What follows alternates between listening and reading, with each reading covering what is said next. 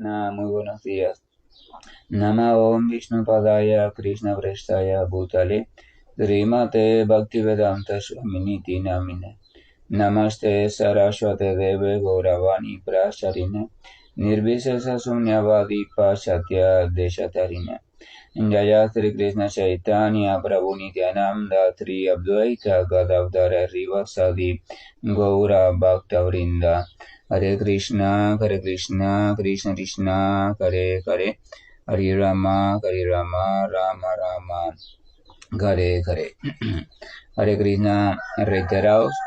Vamos a continuar con lecturas y reflexiones sobre textos de Bhagavad Gita, recordando que nos encontramos en el capítulo 18, prácticamente finalizando ya esta maravillosa conversación, aunque en verdad estamos finalizando teóricamente, o por decirlo así, la etapa que estamos dedicando a esta lectura, porque la recomendación es que el ir al Bhagavad Gita, el relacionarse con el Bhagavad Gita, el entregarse al Bhagavad Gita, el abrir el corazón al Bhagavad Gita, es una recomendación vigente por toda la eternidad.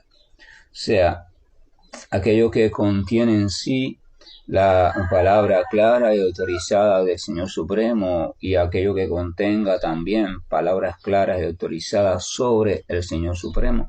En ambos casos, entonces, no se debe dejar nunca de tener eso presente en nuestra vida.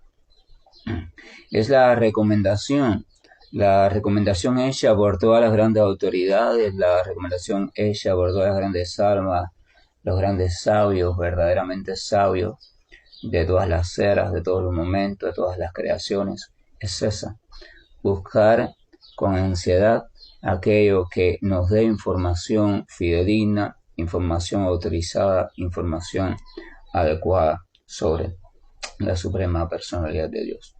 Entonces puede que nosotros ya estemos terminando este periodo muy general de intercambio sobre los textos del Bhagavad Gita, pero aquella persona que está en su corazón en verdad decidida al encuentro cada vez más personal con Dios, entonces nunca perderá el deseo, el hambre, el ímpetu o la intención de seguir escuchando o recurriendo una y otra vez cada día de su vida a textos como este. Entonces habíamos quedado en el texto donde el Señor Krishna le había explicado a Arjuna que el Señor Supremo se encontraba en el corazón de toda entidad viviente, la cual se hallaba sentada como en una maquinaria hecha de energía material, y habíamos hecho hincapié varias veces en la necesidad de entonces de ir, primero de tratar de reflexionar sobre ese hecho, que significa que el Señor Supremo se encuentra en mi corazón, y cómo es ese misterio que está en mi corazón y a la misma vez está en el corazón de todos, y a la misma vez está afuera, y a la misma vez está en su morada suprema, de la cual nunca sale o la cual nunca abandona. Es una reflexión, pero una reflexión para hacer también en compañía de una guía certera. Pero volviendo al tema del Señor en mi corazón, entonces creo yo en verdad, sería la pregunta, creo yo en verdad que Dios habita en mi corazón. A veces desde pequeños escuchamos hablar: Dios es omnipresente, está en todas partes, Dios te acompaña, Dios está contigo, Dios está conmigo, etc. Y ya lo repetimos, incluso muchas veces lo enseñamos y hasta parece que lo enseñáramos con autoridad. Pero la verdadera autoridad de una enseñanza nace únicamente de la vivencia o la experiencia viva o de la realización personal de dicha enseñanza. Solamente cuando usted experimenta esa enseñanza en sí mismo y usted comprueba por vivencia propia su realidad, entonces solamente de allí nace la fuerza después de la transmisión de esa enseñanza. Si no, se convierte simplemente en una repetición cultural de un legado que está allí, pero es como un jarrón, o sea, un jarrón sin flores, sin agua adentro, sin nada. Es un jarrón porque su forma es de jarrón, pero no tiene la fuerza o la funcionalidad de un jarrón, o sea, el contenido. Entonces, la pregunta no es solamente si yo sé que Dios está en el corazón o si yo he oído eso, sino me he dedicado yo a realizar eso, me he dedicado yo a tener esa experiencia, a buscarla, a cumplirla. Me he dedicado yo a buscar realmente el encuentro con la suprema personalidad de Dios, esa de quien se dice que también está habitando dentro de mí, en mi corazón. Evidentemente, en una presencia completamente espiritual, no se puede pretender pensar que Dios existe, ni que el alma existe dentro de la entidad viviente, en alguna forma material, ni algún elemento material, ni hecho de ninguna sustancia material, ni muy grande, ni muy pequeña. No se trata de buscar un instrumento que tenga mucho aumento, y con ese se va a poder ver dónde es que está Dios o dónde es que está el alma. No se trata de buscar un instrumento muy sensible de radiación electromagnética para captar la potencia electromagnética de Dios o del alma. Eso es una tontería, porque las cualidades eléctricas y magnéticas son cualidades de la naturaleza material, no son cualidades del espíritu. ¿Ok? ¿Qué pasa? La presencia del alma dentro de la naturaleza o dentro de la llamada energía material o manifestación material, entonces hace que ésta actúe de cierta manera, se organice de cierta manera y entonces venga a manifestarse diferentes cualidades, pero a partir de la naturaleza material. Pero en el campo del espíritu como sustancia pura, no existe tal cosa como electricidad, magnetismo, electromagnetismo, no existe tal cosa como nada de eso. Porque realmente la energía espiritual es una energía que es plenamente consciente. O sea, lo único que habita allí es una conciencia, o sea, una conciencia realizada o conformada por tres potencias elementales o básicas: la potencia de existencia o eternidad, la potencia de conocimiento y la potencia de bienaventuranza o dicha o felicidad derivada de la relación amorosa. Entonces el Señor, siendo la fuente de esa energía espiritual como de todas las energías, el Señor se dice entonces que es la fuente de toda existencia, o sea, toda eternidad, todo lo que existe, la fuente de todo conocimiento y es la fuente de toda bienaventuranza, de toda dicha y de todo placer en el grado máximo y pleno de la palabra.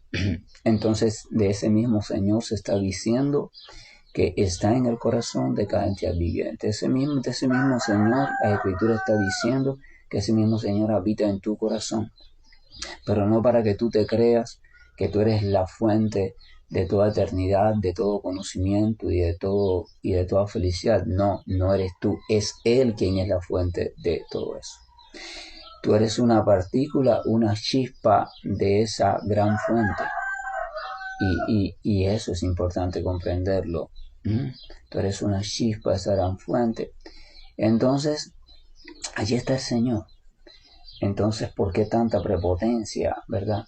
Si realmente has comprendido que el Señor habita en tu corazón, si realmente lo has comprendido, ¿por qué a veces sigues siendo prepotente? ¿Por qué a veces intentas resolver las cosas a tu manera o según tu propósito personal o según tu gusto o según tu preferencia o según tus intereses? ¿Por qué? Porque a veces.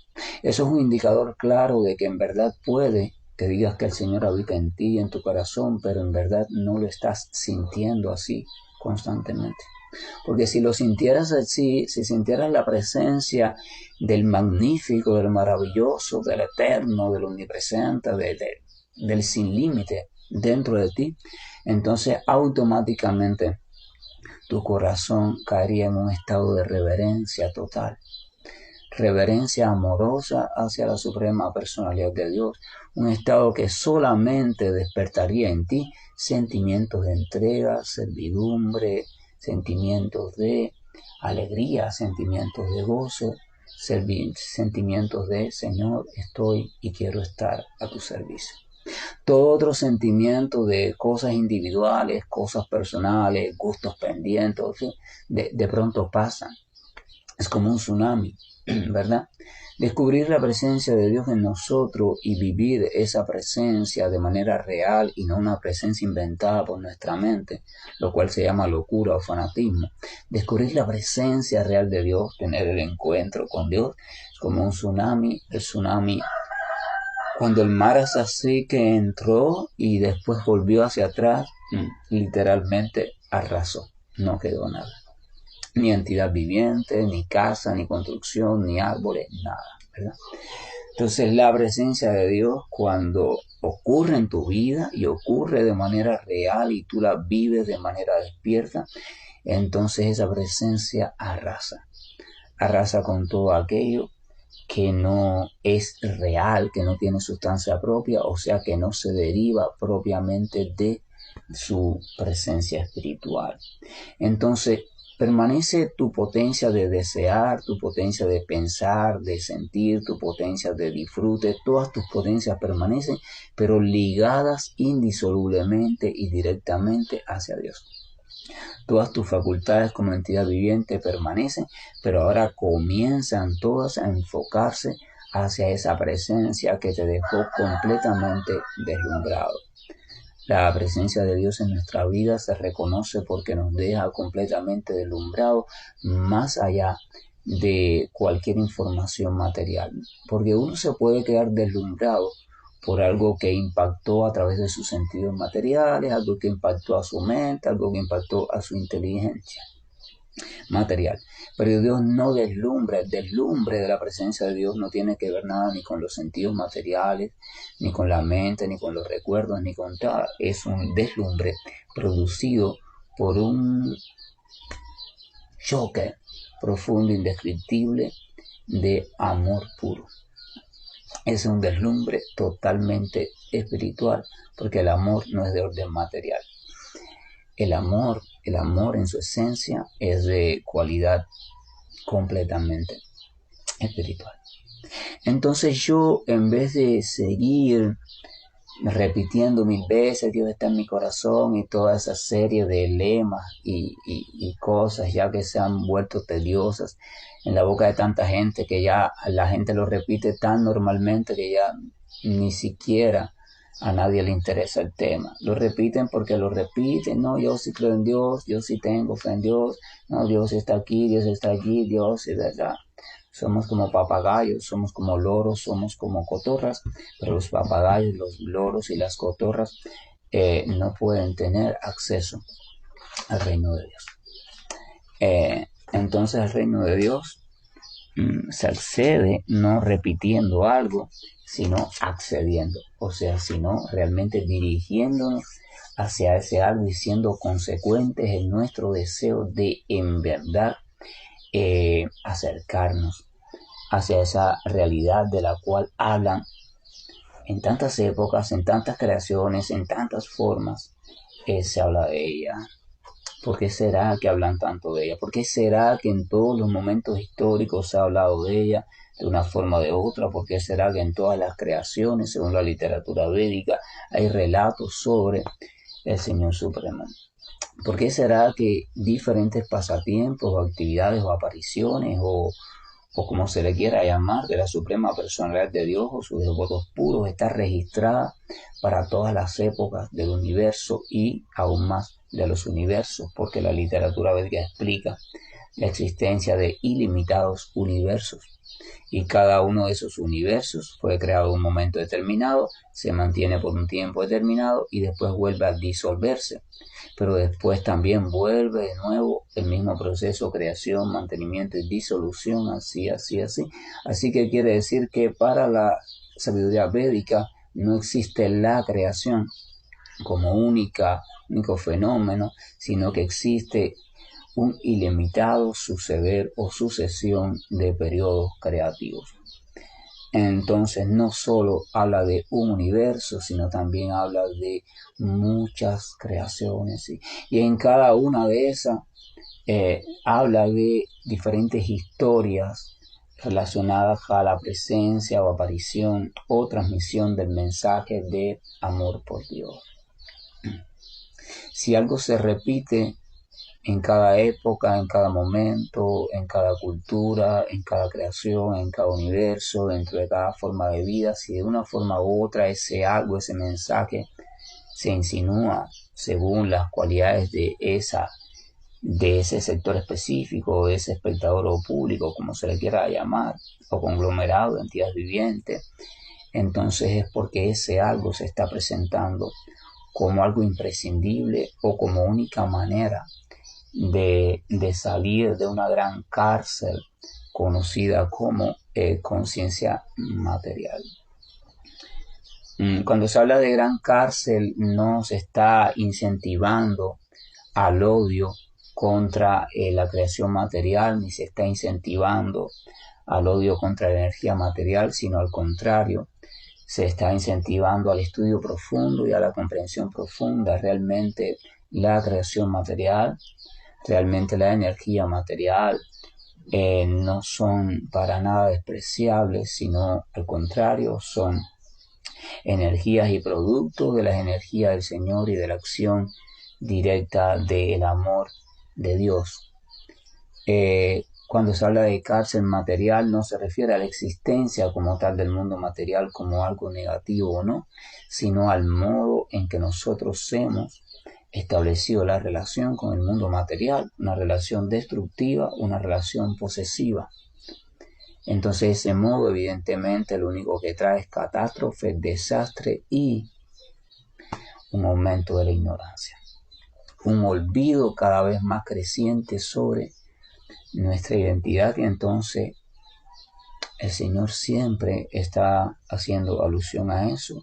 El Señor nos está llamando de diferentes maneras a que recapacitemos en nuestra relación con esta creación material, porque ya que estamos dentro de ella, por propio amor y misericordia de Él, porque si la creación material existiera una sola vez y ya después dejara de existir, entonces no se podría decir que Dios es amoroso ni misericordioso, porque entonces ¿qué pasaría con aquellas entidades vivientes que a la hora de la disolución o a la hora en que la creación dejara de existir? ¿Qué pasaría con aquellas entidades vivientes que no llegaron a tiempo o que no lograron todavía comprender de nuevo la realidad de Dios, la existencia de Dios, y que no llegaron a la entrega hacia Dios? Evidentemente alguna literatura por ahí diría, bueno, se quemarían en el infierno por siempre, ya no tendrían razón de ser, dejarían de existir, bla, bla, bla. Todo eso perfecto. Aceptamos, respetamos, acepto no, respetamos los criterios, pero también comprendo que no coincide con la conclusión védica, pues la conclusión védica explica que amor significa amor y este amor no tiene excepción. O sea, si la oportunidad no se repitiera una y otra vez, mientras que exista una entidad viviente regada, mientras que exista una entidad viviente perdida en la ignorancia, si Dios no permitiera que la oportunidad surgiera una y otra vez, de poco a poco ir volviendo a Él, entonces Dios no sería completamente misericordioso. Entonces por eso existe un periodo cíclico de creaciones. Es producto de la misericordia de Dios, así que el surgimiento, aparición o manifestación de lo que llamamos mundo material es una manifestación de la ilimitada misericordia de Dios. Entonces si uno llegara a odiar al mundo material o a atacar al mundo material, se puede decir que uno está odiando o atacando la misericordia de Dios. Entonces no se trata de eso, eso es una posición completamente errada, es una posición que conduce hacia un sendero desastroso en nuestra vida. Se trata de observar, se trata de volvernos personas lúcidas, personas inteligentes y comenzar a revisar realmente todos nuestros conceptos y posturas sobre la vida, sobre la naturaleza, sobre el ser humano, sobre la creación material, sobre Dios, sobre el alma, sobre la relación verdadera. ¿Cuál es la relación verdadera? ¿Cuál es el vínculo que existe entre todos estos elementos? ¿Cuál es la posición de cada uno de estos elementos en esa red de interrelación eterna? ¿Y cuál es mi posición? ¿Cuál es mi papel? ¿Cuál es mi rol? Mi rol verdadero, el esencial, el fundamental, el funcional desde el conocimiento, y cómo puedo yo recuperar ese rol y recuperar ese papel. ¿Cómo puedo yo hacerme una pieza activa realmente funcional de esta gran maquinaria, ¿verdad? Y entonces eso es la cuestión de la transformación, y esa es la cuestión del cambio de mi vida totalmente, y esa es la cuestión del sendero hacia la famosa felicidad verdadera o felicidad duradera o felicidad eterna y plena que tantos buscan y de la cual muchos dicen que no existe. Evidentemente, eso es cierto, y es cierto desde el punto de vista material, porque en el mundo material y en el plano de conciencia material, la felicidad completa, absoluta y permanente no existe. Es imposible. Nadie, ninguna entidad viviente, y eso está confirmado por todas las grandes figuras lúcidas, ninguna entidad viviente puede ser feliz eternamente en el plano material o en el plano de conciencia material, o sea, habitando en el plano de conciencia material. Entiéndase por habitando en el plano de conciencia material, no porque su cuerpo actual esté en el mundo material, sino que su conciencia esté identificada completamente con el mundo material. O sea, a eso se llama habitando. Habitar, vamos a tomar habitar como sinónimo de conciencia. ¿De dónde está tu conciencia? Por ejemplo, cuando estás dormido y sueñas, no estás habitando en tu casa, estás habitando en un fragmento de película, en un fragmento de realidad que no está sucediendo ni en tu cama, ni en tu casa o donde quiera que estés soñando. Está sucediendo en otro rincón de realidad, conocida o desconocida, más cuerda o menos cuerda, pero está sucediendo en otro rincón de realidad.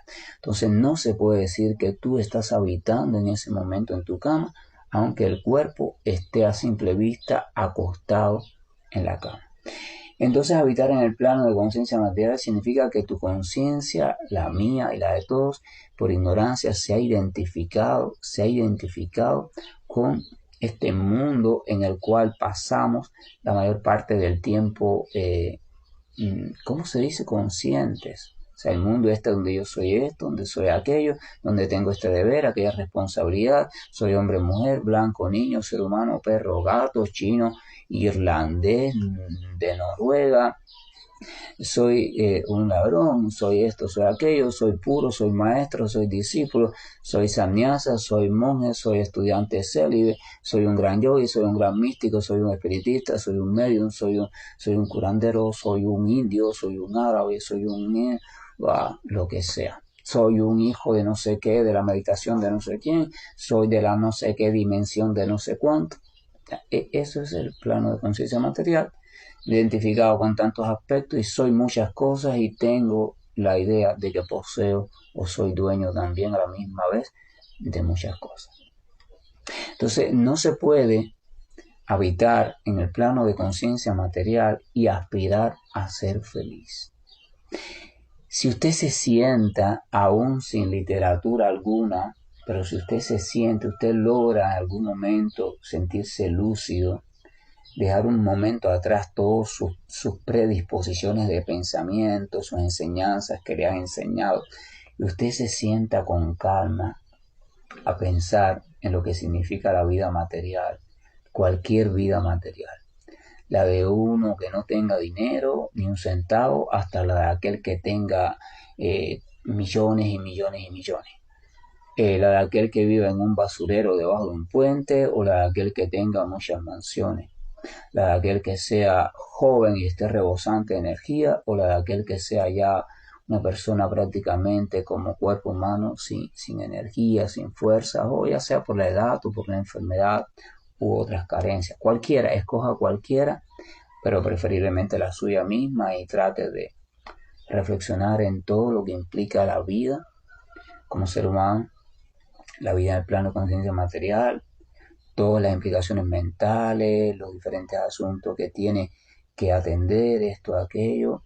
Y entonces, cada elemento que usted identifique que conforma este rompecabezas que se llama la vida, cada fragmento de o área de su vida, pregúntese, cuántas posibles situaciones o cuántas posibles, como le dice la gente comúnmente, problemas no pueden surgir potencialmente en esta área, en tal área, en la que usted escoja. Y va a ver que en cada área pueden surgir un ilimitado número de situaciones desfavorables.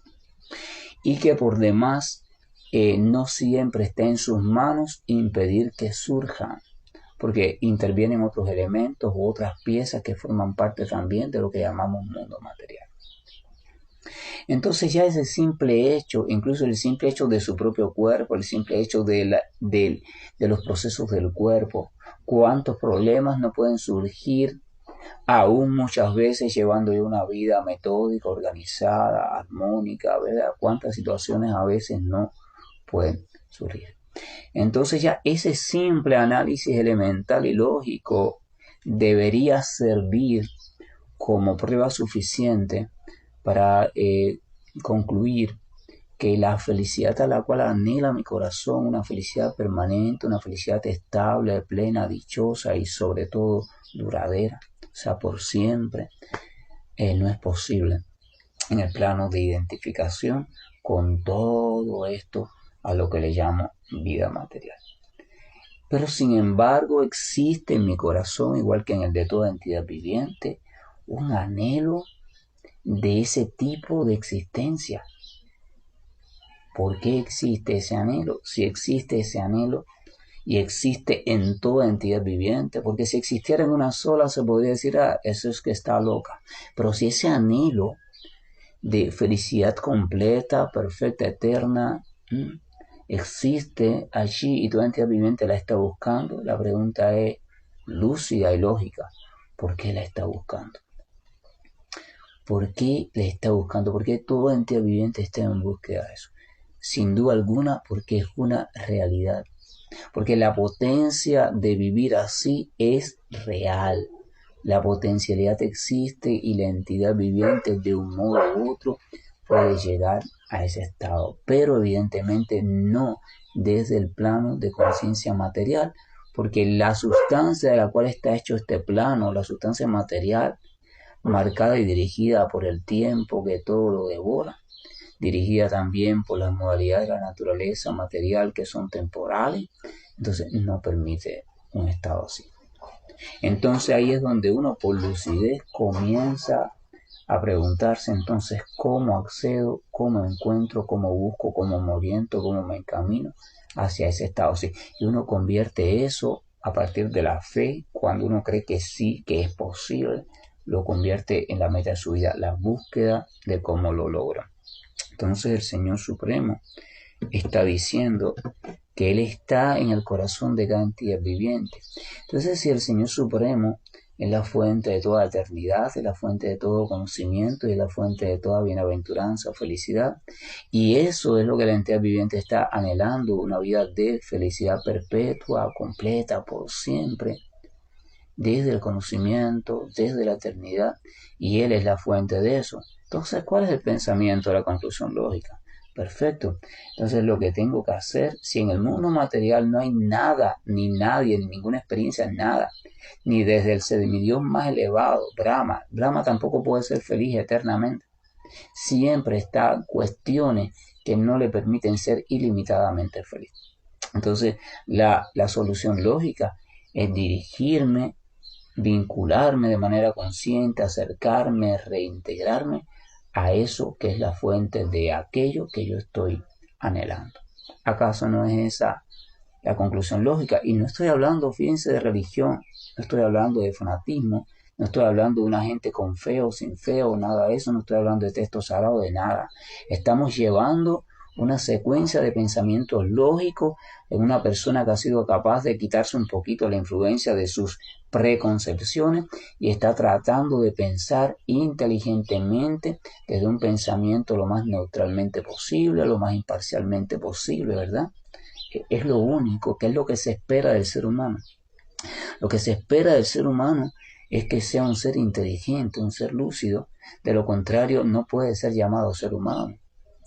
El ser humano se identifica porque puede utilizar de manera consciente la inteligencia, el discernimiento, la capacidad de ver las cosas, ¿verdad? Como un observador y poder hacer un análisis profundo de la misma, sin parcializarse. Entonces, de eso estoy hablando. Entonces, evidentemente, todo te lleva a una conclusión, a la conclusión de la referencia de aquel el que es el trascendente por excelencia, el Señor Supremo. Entonces, solo me queda comenzar a buscar qué es ese Señor Supremo, qué es ese Señor Supremo, quién soy yo en relación a Él y cómo puedo reunirme con Él, cómo puedo conocerlo para hacerle todas las preguntas que tengo pendientes, para exponerle todas las cosas que tengo también pendientes conmigo. Y ahí comienza entonces el camino, que se ha diversificado en incontables caminos, pero sin embargo es un único camino, el camino único que conduce hacia el Señor Supremo, es el camino de relación con el Señor Supremo. No se puede llegar a ningún sitio, no se puede llegar a ningún lugar, usted no puede decir he llegado si no se ha relacionado, si no ha entrado en contacto, si no está situado, ¿verdad? Pero para yo entrar en contacto, relacionarme o situarme en algo, tengo que identificar ese algo. Y es así todo un proceso. Pero a ese proceso me está ayudando el propio Señor. El propio Señor me está diciendo, yo estoy situado en tu corazón. Entonces, las bibliotecas nos ayudan a tener información sobre Dios a través de algún intermediario. Las bibliotecas, ¿verdad? Los discursos, las clases, las imágenes, los rituales, etcétera, etcétera, etcétera. Son formas indirectas, un poco que nos ayudan a tener información y nos ayudan a estimularnos para la búsqueda de Dios. Pero llega un momento en que yo tengo que anhelar el encuentro personal, yo tengo que buscar el encuentro personal con Dios. Y hay un solo lugar donde Dios me dice que Él está habitando para que yo realice el encuentro personal. Y ese lugar es mi corazón. Usted puede sentir que se está encontrando con Dios en una iglesia, en un templo, en una mezquita, en una casa de oración, en una casa de reunión, en una cueva. Usted puede sentir que se está encontrando allí. Pero la pregunta es, ¿quién es quien está sintiendo? Quien está sintiendo, ¿verdad? Es el alma. El cuerpo no es el que está sintiendo.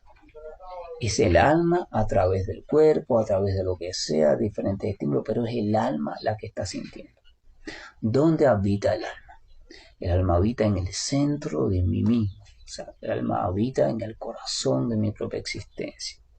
Entonces, si el alma habita allí, en ese corazón, y a través de allí se expande por todo el cuerpo, entonces a través de la conciencia, entonces la pregunta es, si el alma está habitando en el corazón y ella está experimentando el encuentro con Dios a través de diferentes estímulos, realmente ¿dónde puede estar sucediendo ese encuentro? ¿Dónde único puede estar pasando ese encuentro? En el corazón. Porque si ella está en el corazón, para que ella experimente el encuentro, tiene que ser que ese encuentro está sucediendo en el corazón. Si el encuentro no sucede a nivel de ese plano, a nivel del plano básico, ese elemental, entonces no puede suceder en ningún lado. Yo quiero que ustedes comprendan esto. El encuentro con Dios nunca sucede fuera. Fuera te puedes encontrar con algo que representa al Señor Supremo, incluso con una expansión del propio Señor. Pero el encuentro original, el encuentro literalmente, el encuentro personal con Dios, el encuentro íntimo, el encuentro individual, solamente puede suceder en el corazón, porque allí es donde están reunidos el alma y el Señor Supremo. Solamente tienen que mirarse, solamente el alma tiene que dejar de mirar hacia lo que está mirando y buscar con anhelo la presencia de ese Señor que está allí. La literatura védica describe un gran árbol, la vida material como un gran árbol lleno de estímulos. Un gran árbol tiene muchas hojas, ramitas, bichitos, frutas en diferentes estados, flores, pasa por diferentes épocas, ¿verdad? Y si es un árbol frondoso y atractivo, pasa por diferentes épocas y hay veces que se pone muy atractivo, a veces se queda sin hojas, o sea, siempre está cambiando. La literatura védica dice que eso es la existencia material y que en esa existencia material hay posados dos pájaros o dos aves. Un pájaro está pendiente de todos los cambios del árbol y de las fruticas y de los bichitos y de que si ahora sopla el viento, que si hay frío, que si me pongo para aquí, que si me cobijo allí, que si hago un nido, que si todos esos entretenimientos que el árbol siempre le está suministrando. Pero hay otro pájaro que está en una rama superior que está observando a este pájaro que está entretenido con el árbol. Este otro pájaro es el Señor Supremo. Él no está entretenido con el árbol. Dios nunca se entretiene. Dios nunca se distrae, porque Él está en su plena posición trascendental. Y entonces, pero el otro pájaro sí está distraído. Y está tan distraído que no observa que hay un pájaro que lo está mirando. Entonces la única forma que este pajarito puede salir de la ansiedad, de los cambios del árbol, es descubriendo al otro pájaro que lo está mirando, o sea, al otro pájaro que es el pájaro que está siendo testigo de sus actividades. Entonces ese otro pájaro está allí en el mismo árbol, pero este pajarito está tan enredado con los asuntos de la vida en el árbol que ni se percata de la presencia de ese pájaro supremo. Entonces tenemos que descubrir la presencia de ese pájaro, pero no en el complejo árbol. Él está allí, pero a la vez no está allí. Tenemos que descubrir su presencia personal.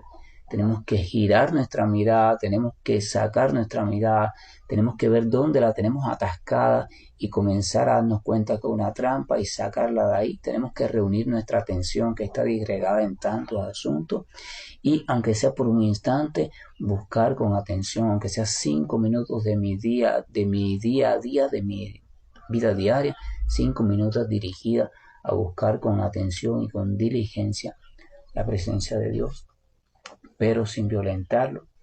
A Dios se le busca sin buscarlo, o sea, se le busca con la intención de que yo quiero, Señor, encontrarte, el anhelo, la necesidad de encontrarlo, pero al mismo tiempo sin hacer nada, estando allí completamente con el corazón abierto, tratando de vigilar la mente para que no perturbe en ese momento y tratando de estar en una postura completamente receptiva. Entonces el devoto de conciencia de Krishna tiene una herramienta básica que es el santo nombre. Entonces puede pensar o repetir en su mente o repetir en principio audible, o sea en murmullo o en voz un poco más alta, el santo nombre para que le sirva de punto de referencia donde concentrar su atención y allí irse entregando.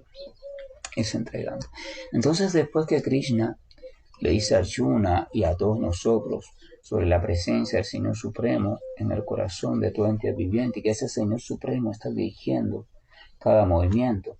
Entonces en el texto número 62, Krishna le dice a Arjuna, seguidamente, le dice, oh vástago de Bharata, entrégate a él totalmente. Por su gracia conseguirás la paz trascendental y llegarás a la morada suprema y eterna.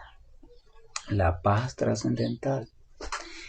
En el capítulo número 2, Krishna le había dicho a Arjuna que sin paz no hay felicidad posible. Pero entonces aquí está diciendo una de las fórmulas o la fórmula sublime o la fórmula superior de cómo tener una paz duradera y trascendental y permanente. ¿Cuál es esa fórmula? Dice, entrégate a Él. ¿A quién? Al Señor Supremo, que está donde, aquí cerca de nosotros lo podemos encontrar dentro de nuestro corazón. No tenemos que depender de nada que esté fuera, aunque lo que está fuera es bueno para unirnos y congregarnos, pero aún así, cuando no haya nada afuera, aún así tenemos con nuestro corazón, porque el corazón acompaña al cuerpo hasta que el cuerpo deja de existir.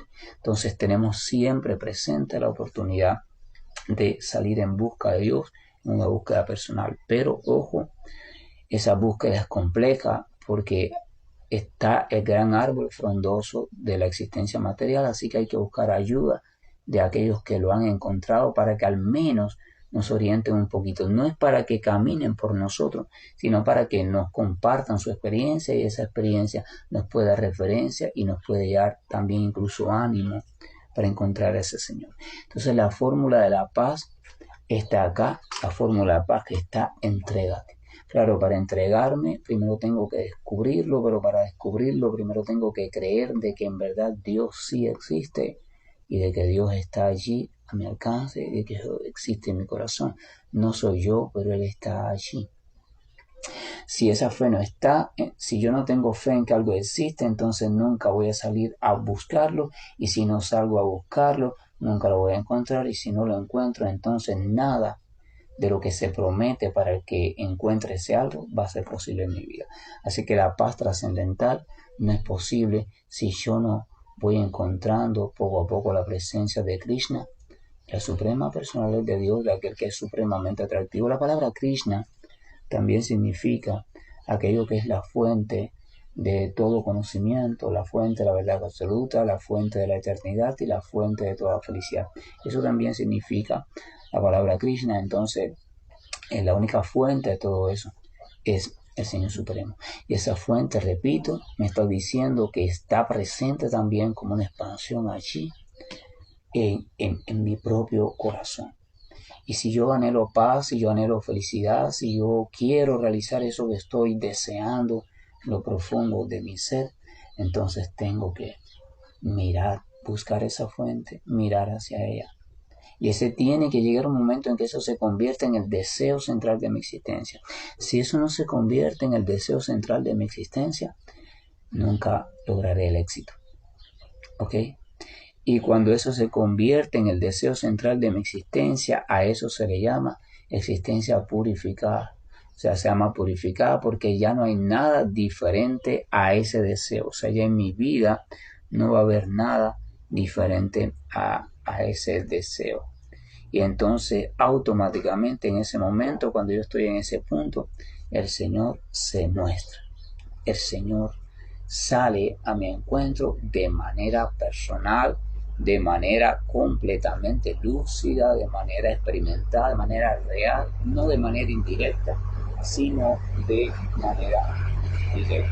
Entonces Krishna le dice que por su gracia, o sea, cuando uno se entrega a Él totalmente, la palabra totalmente es importante, no es una entrega parcial, aunque la entrega va sucediendo de manera parcial, tiene que llegar un momento en que la entrega es total. Si ese momento no llega y yo llevo no sé cuántos años practicando una religión, un sendero, lo que sea, yo estoy practicando algo que está mal o yo lo estoy haciendo mal. Porque cuando el sendero es correcto y mi práctica es correcta, evidentemente mi atracción por Dios va a ir creciendo, creciendo, creciendo, hasta que va a llegar un momento en que yo no voy a poder soportar más y voy a entregarme completamente. Lo mismo pasa con el enamoramiento. Véanlo en la vida del enamorado. Usted se siente atraído hacia algo y usted trata de resistirse o no sé qué o esto, pero esa relación va madurando, la atracción va creciendo, creciendo, creciendo, creciendo, hasta que llega un momento que eso se convierte en el centro único total de mi vida, la razón de mi existencia y viene la entrega total. Es el proceso natural.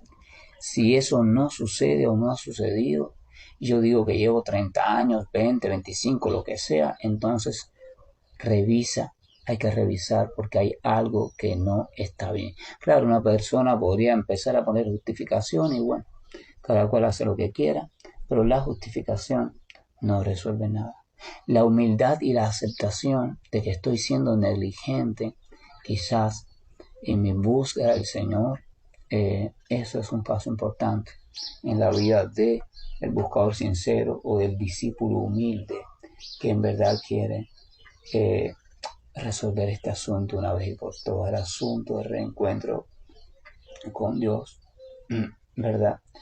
Y al final del texto dice, y llegarás a la morada suprema y eterna, o sea, también a través de esa entrega, no solo uno encuentra la paz trascendental, o sea, cruza este océano de incertidumbre conocido como estado de conciencia material, sino que también llega a la morada suprema. Poco a poco, paulatinamente, va comprendiendo a Dios en todo su esplendor y profundidad. Entonces Krishna en el texto 63 dice: así pues, te he explicado un conocimiento aún más confidencial. Delibera bien acerca de esto y luego haz lo que desees.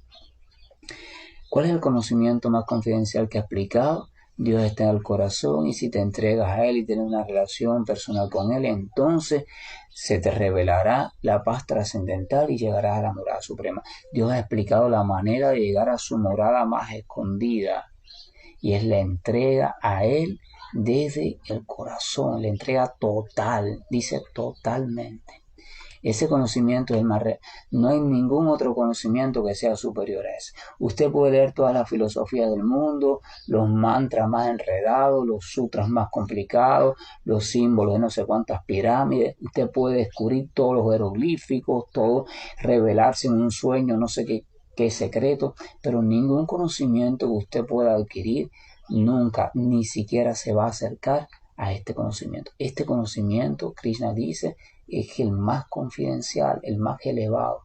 El conocimiento de solamente a través de la entrega a Dios se puede llegar completamente a comprender a Dios, a amar a Dios y a compartir, a habitar en la morada del Señor y a realizarnos nosotros mismos como criaturas que existimos para existir eternamente o vivir eternamente en una experiencia de conocimiento y gozo por siempre. Ese es el conocimiento. Y eso se llama, esa entrega se realiza solamente a través del servicio devocional. Y servicio devocional en sánscrito se traduce también como bhakti, devoción o amor desinteresado y favorable, consciente, lúcido, hacia aquel que es el objeto de amor de todas las energías. Todas las energías que existen, como proceden de Dios, aman eternamente a Dios y están a su servicio. Deberíamos aprender de esas energías porque nosotros también somos una energía de Dios, lo único que estamos medios descarriados. Que la gracia y el amor de Dios nos acompañe y que meditemos en nuestra vida, en nuestra existencia. Dejémonos de tanta búsqueda, de tantos recovecos, de tantos por aquí y por allá, y aceptemos concretamente la recomendación del Señor. El Señor dice: entrégate totalmente a mí, estoy en tu corazón. Hare Krishna, buen día, y estoy finalizando la llamada. Hare Krishna, Krishna Krishna, Hare Hare, Hare Rama, Rama Rama, Hare Hare. Hare Krishna, Krishna Krishna, Hare Hare, Hare Rama, Rama Rama, Hare Hare. Hare Krishna, Krishna Krishna, Hare Hare, Hare Rama, Rama Rama, Hare Hare. Hare Krishna, Krishna Krishna, Hare Hare, Hare Rama, Rama Rama, Hare Hare. Hare Krishna, Krishna Krishna, Hare Hare, Hare Rama, Rama Rama, Hare Hare. Hare Krishna,